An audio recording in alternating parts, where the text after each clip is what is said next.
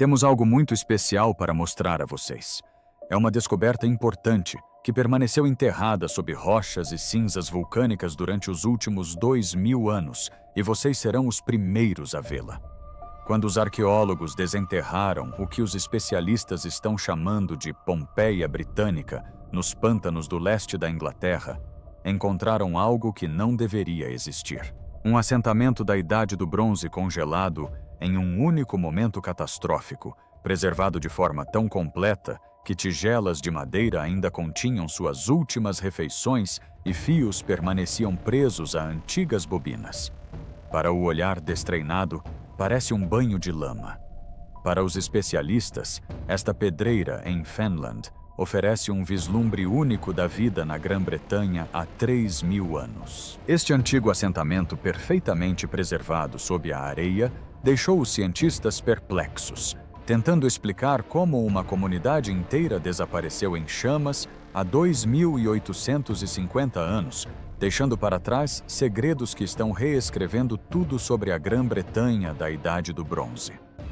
A cidade perdida, encontrada sob os pântanos de Cambridgeshire, guarda respostas sobre uma civilização que mal compreendíamos até agora. O dia parou. Chris Wakefield estava parado na vala de escavação, olhando para a madeira que deveria ter apodrecido há 2850 anos. A madeira estava carbonizada e enegrecida pelo fogo, mas perfeitamente preservada pelos pântanos com pouco oxigênio. Cada marca de machado parecia recente, sulcos tão nítidos que captavam a luz como se o carpinteiro tivesse acabado de sair. À primeira vista parecia impossível. Sítios da Idade do Bronze nunca têm essa aparência. Normalmente, a maioria das escavações da Idade do Bronze revela sombras na terra onde antes existiam postes de madeira. Se as condições fossem favoráveis, talvez pudessem ser encontrados alguns fragmentos de cerâmica, uma vala com ossos de animais, se a sorte estivesse ao nosso lado. Mas o que emergiu da turfa do leste da Inglaterra quebrou todas as regras conhecidas. 4 casas redondas permaneciam preservadas, com suas paredes ainda intactas. Ferramentas pendiam exatamente onde os donos as haviam deixado. Uma colher de pau repousava em uma tigela de mingau meio comido. O antigo assentamento encontrado na Grã-Bretanha revelou algo com que os arqueólogos sonham, mas raramente veem. Cada objeto, cada superfície, parecia congelado no tempo, um retrato completo da vida cotidiana. Wakefield, que fazia parte da equipe de 55 pessoas da Unidade Arqueológica de Cambridge, chamou a descoberta de um paraíso arqueológico. A escavação de $1,4 milhão revelou um assentamento construído sobre palafitas acima de um rio de correnteza lenta, nos pântanos de Cambridgeshire. Cada casa circular media aproximadamente 50 metros quadrados, com paredes de galhos entrelaçados rebocadas com argila e telhados de palha. A construção ficava a cerca de 2 metros acima do leito do rio, cercada por uma cerca defensiva de postes de madeira afiados que circundava todo o assentamento. Tudo no projeto transmitia confiança. Um povo que acreditava que seu mundo era seguro. Mas não era. Por volta de 850 a.C., no auge do verão, o assentamento pegou fogo. As chamas consumiram as casas aglomeradas em poucos minutos. Os moradores fugiram sem nada. Os cordeiros presos em seus currais foram queimados vivos. O calor era tão intenso que as estacas de madeira carbonizaram em minutos. Então, quando as estruturas desabaram na água abaixo, a lama úmida abafou o fogo e selou tudo, criando um ambiente sem oxigênio que impediu a decomposição. O mesmo desastre que destruiu o assentamento também o preservou.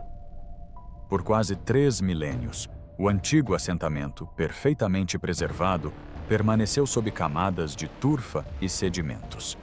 Quando a extração de pedra no século XX finalmente expôs parte do sítio arqueológico, os arqueólogos descobriram algo que chocaria os especialistas e reescreveria os livros de história. Esta não foi apenas mais uma escavação da Idade do Bronze. Esta foi a resposta britânica a Pompeia. uma comunidade completa preservada no momento da catástrofe. A comparação com Pompeia não foi um exagero. A cidade romana, congelada no tempo pelas cinzas vulcânicas em 79 d.C., revelou informações incomparáveis sobre a vida antiga, capturando um único momento em toda uma comunidade. A Must Farm fez o mesmo.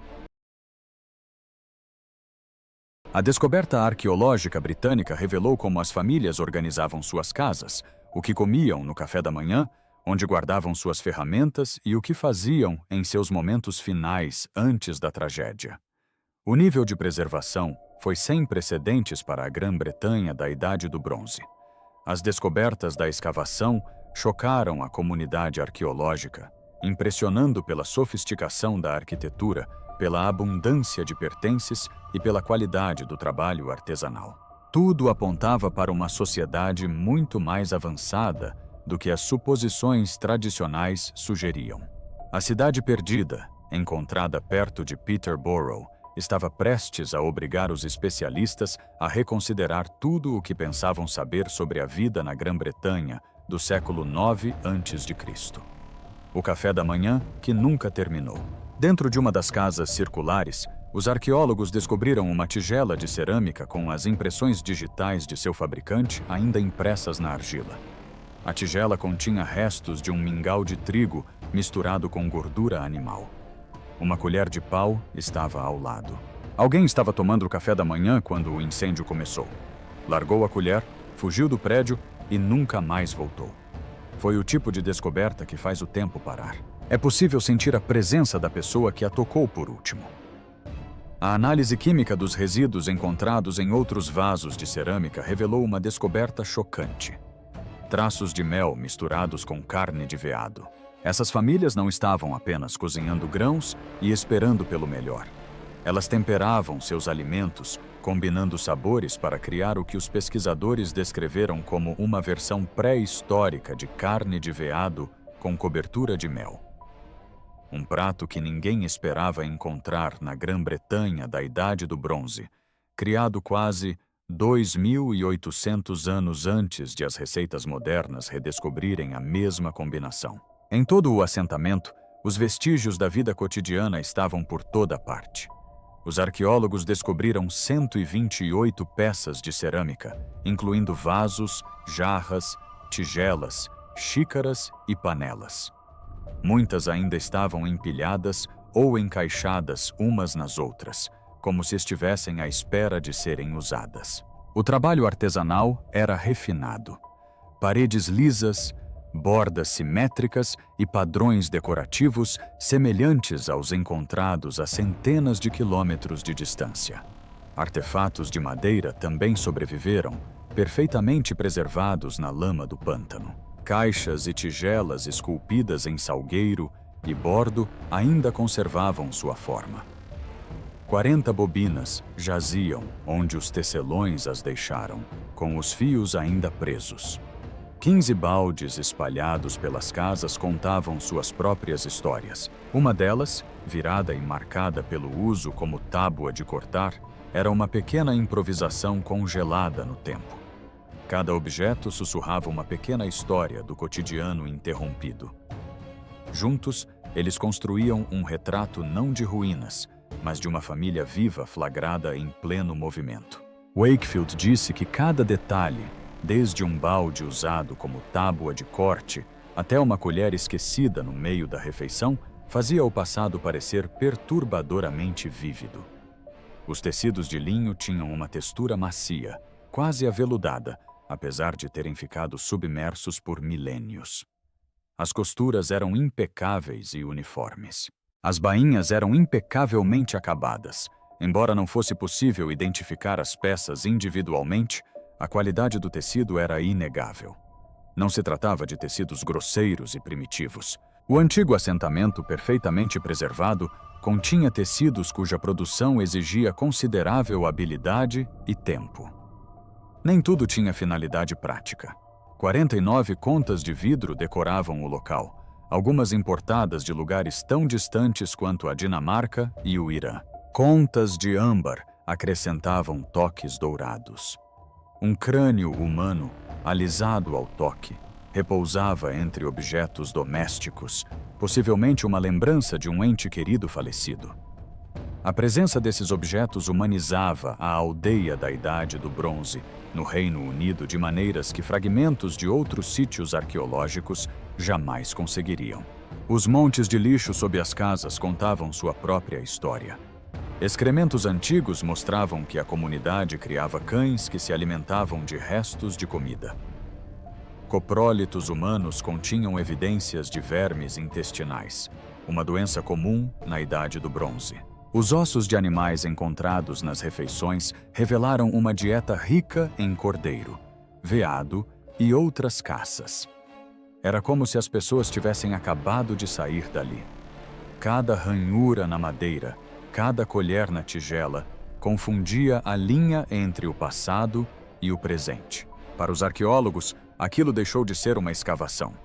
Tornou-se um encontro perturbador com o momento em que a vida cotidiana parou. 9 meses que mudaram tudo.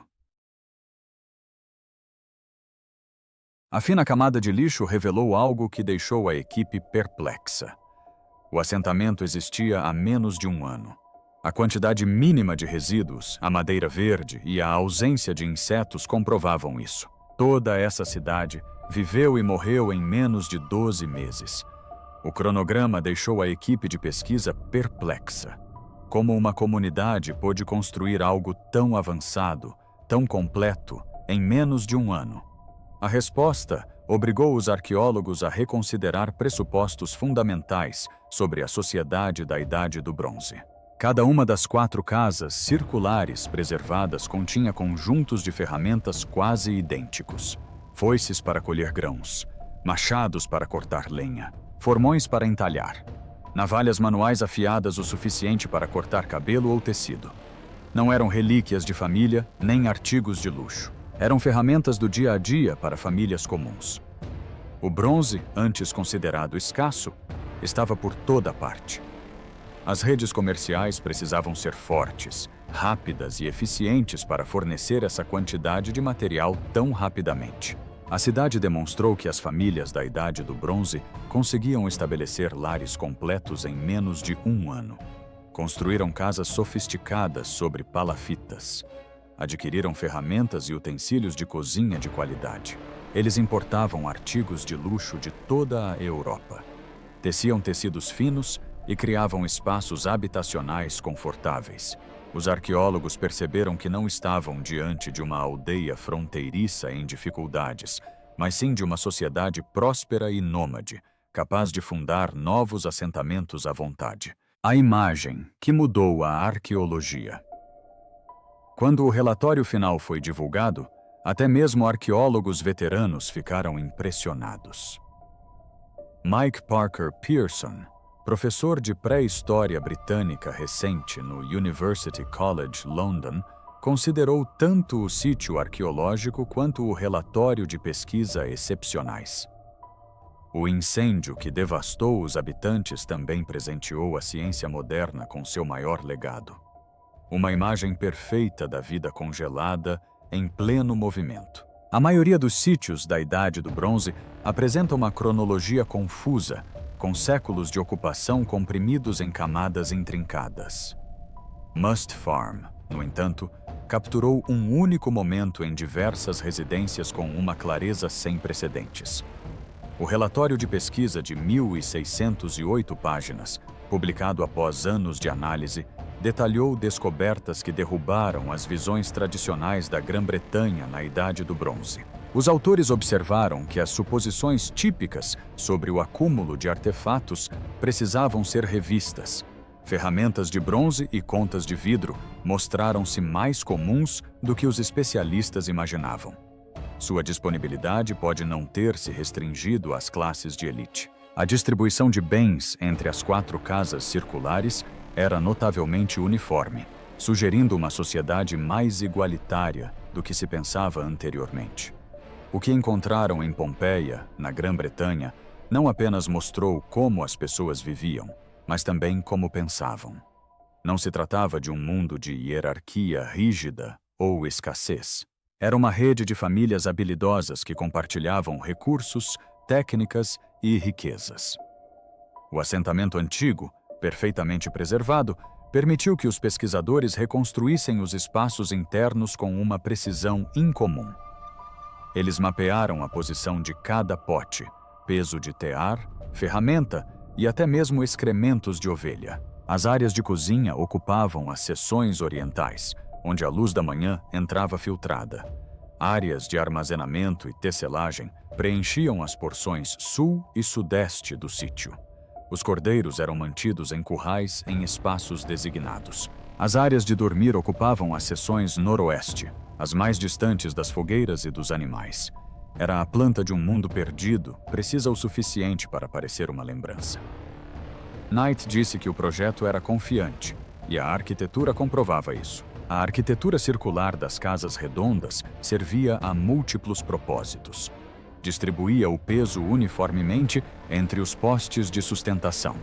Escoava a água da chuva de forma eficiente. O projeto maximizava o espaço interior e minimizava os materiais necessários para a construção.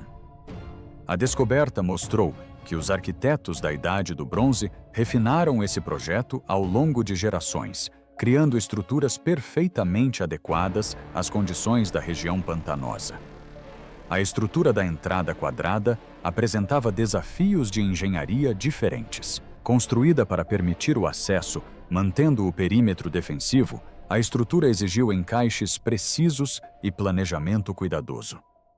A cerca afiada que circundava tudo tinha 2 metros de altura, o suficiente para deter intrusos e proteger contra animais selvagens.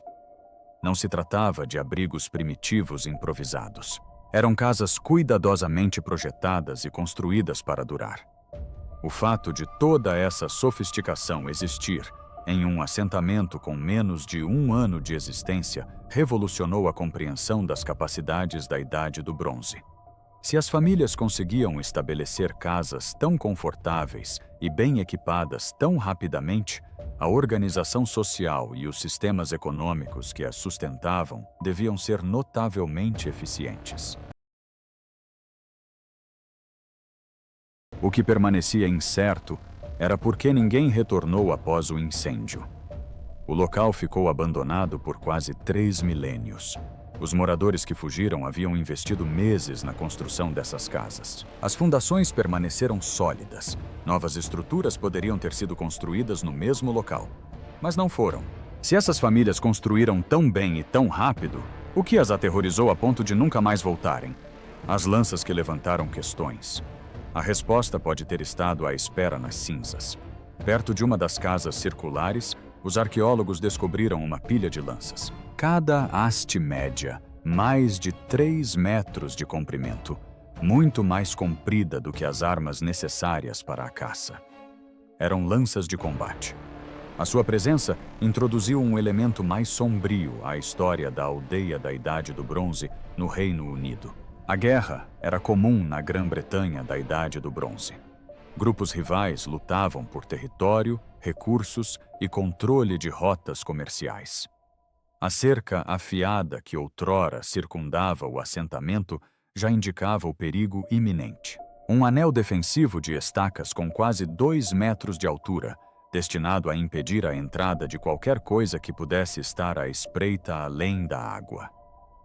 As lanças só aumentavam o mistério. Seriam parte das defesas dos aldeões ou armas de seus atacantes? Para descobrir, a equipe de Cambridge contratou um perito em incêndios para analisar os padrões de queimadura e determinar como o fogo começou e se alastrou. Cada viga carbonizada, cada poste caído contava uma parte da história. A direção da queimada, os gradientes de temperatura, os padrões de colapso, tudo examinado em detalhes microscópicos. Se o incêndio tivesse sido intencional, haveria sinais. Acelerantes, zonas de calor concentrado, evidências de sabotagem estrutural. Mas nada disso apareceu. Não havia provas de incêndio criminoso, defesas rompidas, nem vestígios de batalha. A maioria das escavações da Idade do Bronze recupera apenas 10 ou 20 peças de um quebra-cabeça de 500 peças, obrigando os pesquisadores a montar o quadro completo. Mustfarm forneceu-lhes de 250 a 300 peças, uma quantidade de informação sem precedentes. Mas mesmo assim, eles não conseguiram determinar definitivamente o que iniciou o incêndio. No entanto, o que eles encontraram não foi menos arrepiante. As evidências mostram que os moradores fugiram às pressas. Nada estava embalado. Nenhum objeto de valor foi recuperado das chamas. As colheres de pau estavam em uma tigela de mingau meio comida. As ferramentas permaneciam intactas nas paredes. Os cordeiros morreram presos em seus currais sem conseguir escapar. Se o fogo tivesse começado lentamente, alguém teria soltado os animais. A rapidez do desastre sugere que as chamas se espalharam rapidamente, possivelmente favorecidas pela madeira seca e pelos telhados de palha em condições de final de verão. Não se sabe ao certo se Mustfarm foi alvo de violência. Não foram encontrados destroços de batalha no local. Nenhum resto humano apresentava sinais de trauma. A escavação não revelou evidências de arrombamento ou luta. O incêndio pode ter sido puramente acidental. Um acidente na cozinha, uma lâmpada que caiu ou uma faísca da lareira que incendiou a palha seca. O abandono completo do local pode simplesmente refletir a escolha dos sobreviventes de reconstruir em outro lugar, em vez de enfrentar o trauma de retornar. O mistério se aprofundou quando os pesquisadores examinaram as lanças mais de perto. Seu tamanho e acabamento eram excepcionais. Não se tratava das armas de caça, rudimentares típicas dos achados locais, mas sim de armas de combate finamente equilibradas, projetadas para conflitos humanos. Por que uma comunidade agrícola pacífica possuiria tantas? Estariam se preparando para a guerra ou fugindo dela? Nenhum dos restos mortais apresentava sinais de trauma. Nenhuma pegada ou marca de arrasto sugeria invasão. No entanto, a presença de tantas armas de combate ao lado de casas intactas deixava uma coisa clara. Essas pessoas viviam com medo. Talvez o incêndio não tenha sido provocado por inimigos, mas sim acidentalmente em um momento de tensão. Uma faísca que se alojou nos juncos. Talvez o medo que os levou a se armar também os tenha levado a fugir e nunca mais voltar. Talvez nunca saibamos. Mas aquelas lanças empilhadas, repousando silenciosamente sob séculos de turfa, ainda levantam a questão que todo arqueólogo teme. Teria sido este o momento em que a paz na Grã-Bretanha da Idade do Bronze finalmente se rompeu? Vidro do Irã. Âmbar da Dinamarca. Quando as cinzas baixaram, a história que emergiu não foi de isolamento. Foi uma história de conexão. Os bens de luxo espalhados pelas casas redondas queimadas contavam uma história que ia muito além dos pântanos de Fenlands.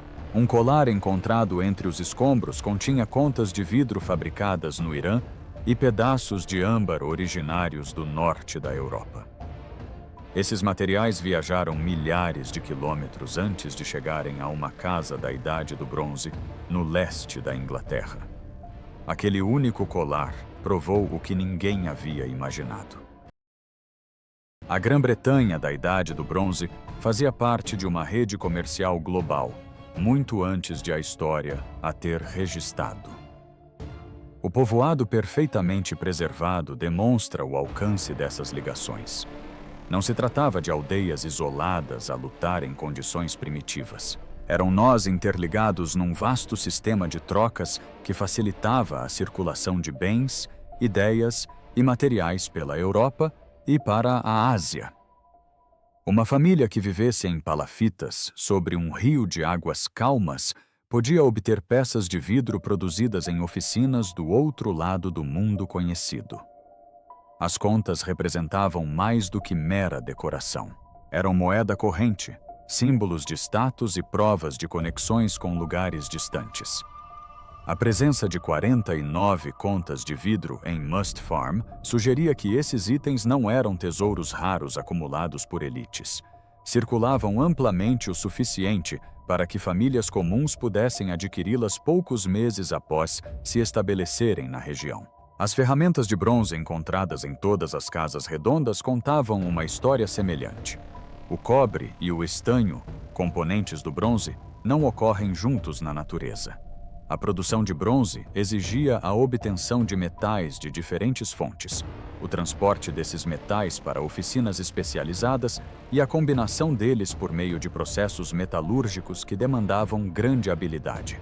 O fato de cada família na cidade antiga possuir várias ferramentas de bronze indica que essas redes comerciais funcionavam de forma confiável e eficiente.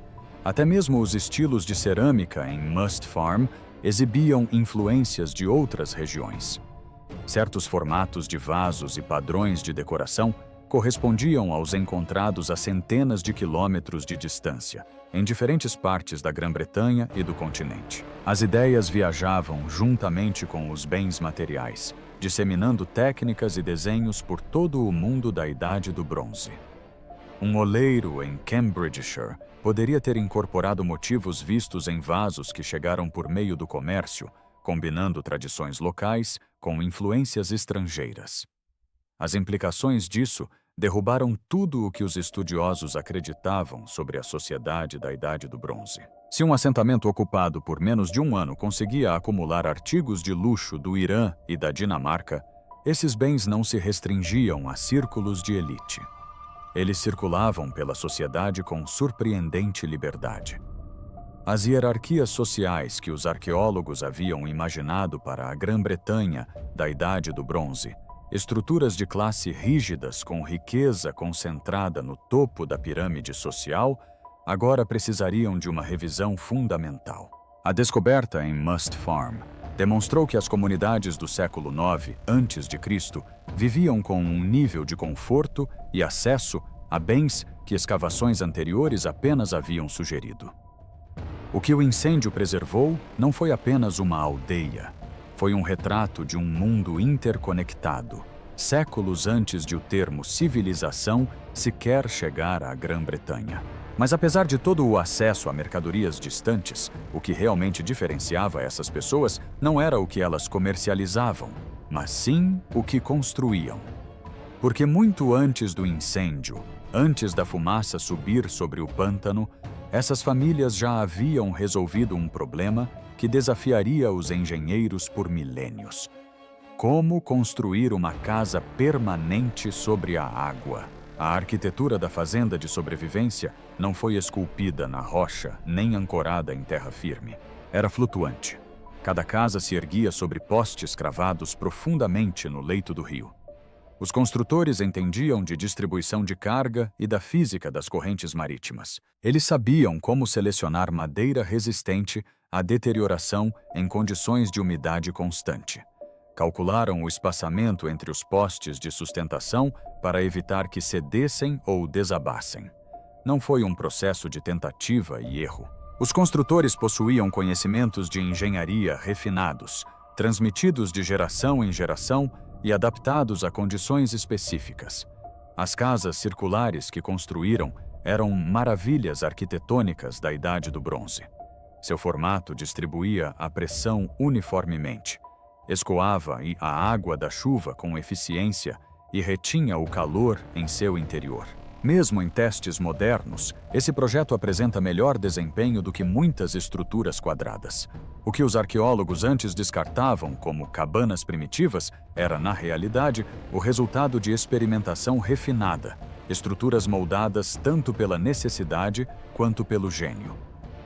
Mark Knight enfatizou a confiança que esses construtores da Idade do Bronze demonstravam em sua engenharia. Eles tinham um modelo que funcionava perfeitamente em paisagens alagadiças. À medida que o clima mudava durante a Idade do Bronze, expandindo os pântanos pela Grã-Bretanha, esses grupos não abandonaram seus territórios produtivos. Eles se elevaram acima deles, literalmente. As soluções inovadoras que desenvolveram permitiram-lhes permanecer e prosperar, dominando um modo de vida que transformava o perigo em defesa. O antigo povoado, perfeitamente preservado, revelou detalhes de construção raramente visíveis em sítios arqueológicos comuns. As paredes de taipa exibiam padrões de entrelaçamento precisos. As estacas apresentavam marcas de machado, indicando onde os construtores as moldaram para fins específicos. As juntas entre os elementos estruturais demonstravam uma carpintaria sofisticada. As pessoas que construíram a fazenda Must possuíam habilidades técnicas equivalentes às de qualquer carpinteiro medieval e as aplicaram com resultados impressionantes. Dentro de cada casa circular, as famílias criaram zonas de atividades distintas, comparáveis aos cômodos de casas modernas. As áreas de cozinha nas seções orientais recebiam a luz da manhã. Áreas de armazenamento e tecelagem ocupavam as porções sul, onde a luz natural permanecia forte durante todo o dia. As áreas de dormir ocupavam as seções noroeste, posicionadas longe das fogueiras e do barulho do gado. A organização do espaço demonstrava um planejamento cuidadoso e atenção às rotinas diárias. Até mesmo suas defesas eram engenhosas, com uma entrada quadrada construída para controlar o acesso, mantendo a cerca de postes afiados que circundava o assentamento. Os construtores criaram uma solução que equilibrava acessibilidade e segurança, evidenciando um projeto cuidadoso em vez de uma construção improvisada. O que isso revelou aos arqueólogos foi surpreendente. Os construtores da Idade do Bronze, nos pântanos, possuíam conhecimento técnico sofisticado e o aplicavam com eficácia. As casas projetadas em Must Farm permaneceram de pé por meses e poderiam ter durado anos se não fosse pelo incêndio. O projeto era sólido, os materiais eram adequados. O projeto foi comprovado. Essas famílias sabiam exatamente o que estavam fazendo. As estruturas que deixaram para trás ainda evocam a história de um povo que não apenas sobreviveu à Idade do Bronze. Eles dominaram isso, dominaram o seu mundo. Mas o que não conseguiram dominar foi o destino, o crânio que tornou tudo pessoal. Entre as cerâmicas, ferramentas e objetos de uso diário, os arqueólogos descobriram algo que os deixou perplexos. Um crânio humano, alisado por séculos de manuseio, estava entre os utensílios domésticos. Não se tratava de um enterro. Era uma lembrança, guardada por pessoas que a tocavam regularmente e a valorizavam como uma ligação com alguém que haviam perdido. Essa descoberta mudou tudo. De repente, o assentamento deixou de ser apenas uma prova de genialidade em engenharia ou riqueza comercial. Tornou-se algo pessoal.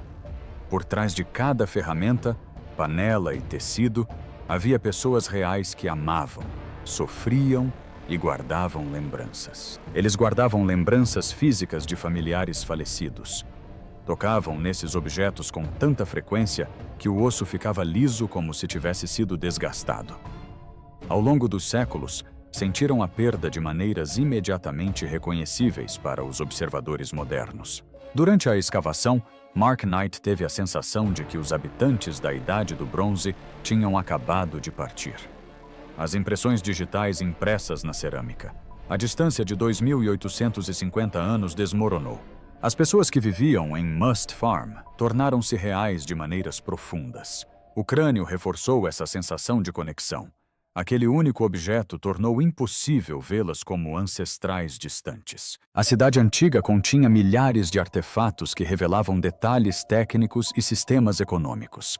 Mas o crânio revelou algo igualmente importante: a vida emocional. Na Idade do Bronze, as famílias desenvolveram laços afetivos tão fortes que guardavam lembranças físicas mesmo após a morte. Incorporavam esses objetos em suas casas, em vez de enterrá-los em cemitérios distantes. Tocavam-nos regularmente, desgastando o osso com o contato repetido. Esse único objeto transformou a maneira como os pesquisadores pensavam sobre a comunidade de Must Farm. Eles não estavam apenas estudando técnicas de construção. Estavam estudando pessoas cujas vidas emocionais pareciam notavelmente familiares. Os detalhes da tecnologia mudaram ao longo dos milênios. As experiências humanas fundamentais de amor, perda e memória permaneceram constantes. O antigo assentamento perfeitamente preservado ofereceu vislumbres da humanidade da Idade do Bronze que escavações anteriores não conseguiram proporcionar. A combinação de preservação excepcional e abandono catastrófico criou uma cápsula do tempo da vida doméstica. Os pesquisadores puderam observar como as famílias organizavam o espaço e armazenavam seus pertences. Conseguiram reconstruir rotinas diárias e padrões sazonais. O crânio acrescentou profundidade àquela imagem. Mostrou como as pessoas lidavam com o luto e mantinham conexões com os mortos. Outros itens de luxo encontrados no local incluíam contas de vidro do Irã e âmbar da Dinamarca. Esses objetos representavam riqueza e conexões com lugares distantes. Demonstravam participação em vastas redes comerciais e acesso a produtos manufaturados. Revelavam prosperidade econômica e status social. O crânio representava algo diferente, um significado pessoal que transcendia o valor material. As escavações britânicas em Pompeia conseguiram tornar a Idade do Bronze acessível de maneiras que os estudos acadêmicos raramente alcançam. As descobertas técnicas revolucionaram a compreensão da economia e da vida cotidiana da época. Os detalhes humanos, as refeições interrompidas, as lembranças guardadas com carinho, as vidas ceifadas por catástrofes tornaram essas descobertas emocionalmente impactantes. O crânio serviu como uma ponte através dos milênios, conectando observadores modernos a pessoas que viveram vidas radicalmente diferentes, mas que sentiram emoções fundamentalmente familiares. Ele lembrou a todos que por trás de todos os dados e análises havia seres humanos reais cujas vidas importavam. O que mais te surpreendeu na vida na Grã-Bretanha da Idade do Bronze? Você acha que outras aldeias da Idade do Bronze no Reino Unido estão escondidas sob os pântanos de Fenlands, à espera de serem descobertas?